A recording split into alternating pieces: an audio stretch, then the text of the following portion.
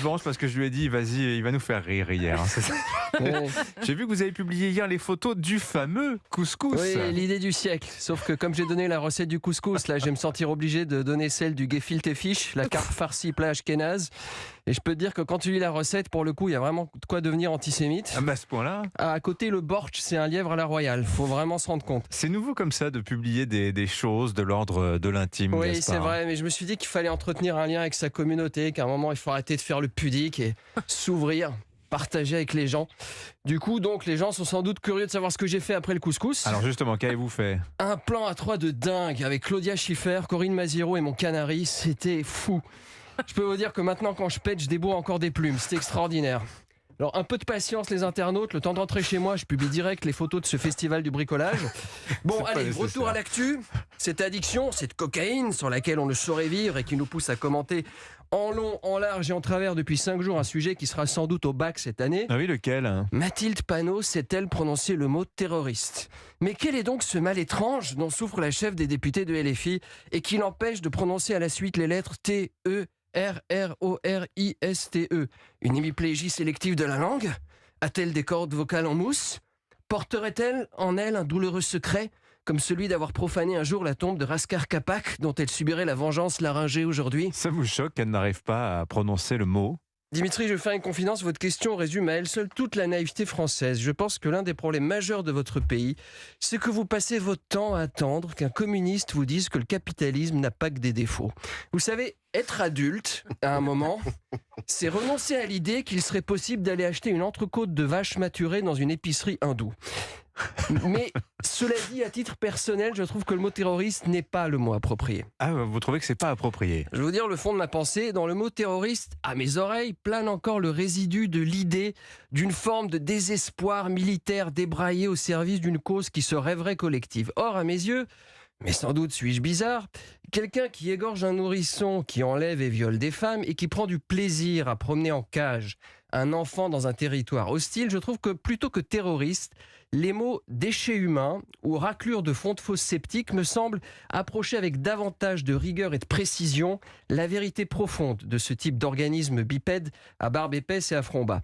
Au fond, ce que je veux dire par là, c'est que par rapport à ce qui a été commis terroriste, ça sonne limite un peu haut de gamme. Et du coup, on comprend mieux pourquoi Mathilde n'y arrive pas. Je veux dire, vous connaissez la formule célèbre de, comment il s'appelle déjà? Ah oui, Gaspard Proust.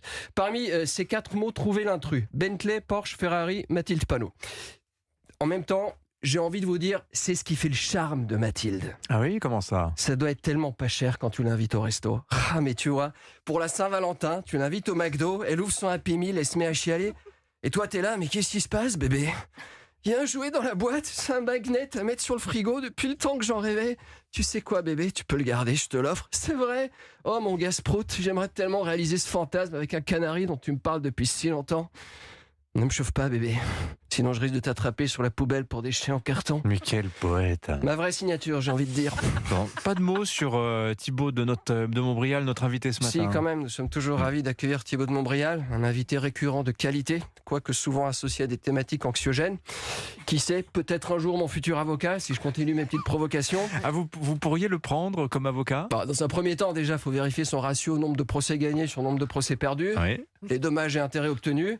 Même si on va pas se mentir, l'idéal, c'est quand même Dupond-Moretti, je pense. Hein. Oui, mais pourquoi? Ben, c'est simple. Quand t'as un avocat qui ressemble à un déménageur moldave avec un nom de parrain sicilien, tu vois, t'as de quoi impressionner direct un gars du syndicat de la magistrature. Alors que Thibaut, comment dire? Comment ça, comment dire? Bah, je sais pas, moi, se pointer avec un avocat qui a un nom à particules devant un juge, qui a une photo de Robespierre chez lui, tu vois, c'est un peu comme démarrer un marathon dans une armure en côte de maille. Hein. Bon, je crois que vous faites des idées, Gaspard, un peu de sérieux.